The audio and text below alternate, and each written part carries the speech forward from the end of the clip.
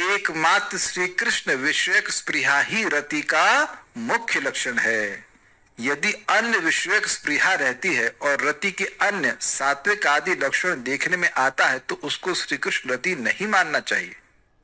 इसी को व्यक्त करने के लिए अपिच इत्यादि कहा गया है। यहाँ चकार का प्रयोग तू शब्द के अर्थ में है, मतलब किंतु।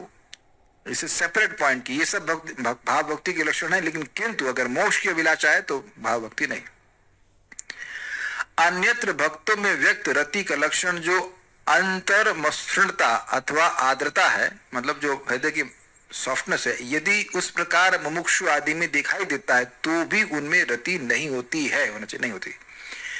उसका कारण यह है कि मुमुक्षु आदि की स्पृहा मोक्ष आदि अन्य विषयों में होती है।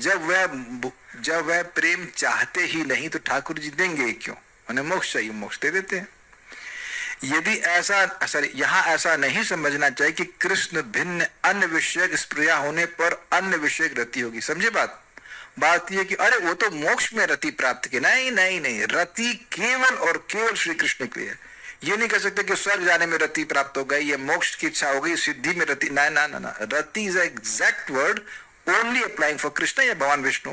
भगवान में ही रति होनी चाहिए। रति आप समझ रहे हैं, भगवान विष्णु में भी हो सकता है प्रेम, नारायण राम भगवान किसी भी विष्णु स्वरूप में रति होनी चाहिए। रति उन्हीं पे अप्लाई करेंगे, ये होगी, ये बात बोल रहा है। मोक्ष में आप रति नहीं अप्लाई कर सकते। भाव यह है कि रति कृष्ण विषय की होती। कृष्ण मतलब कृष्ण के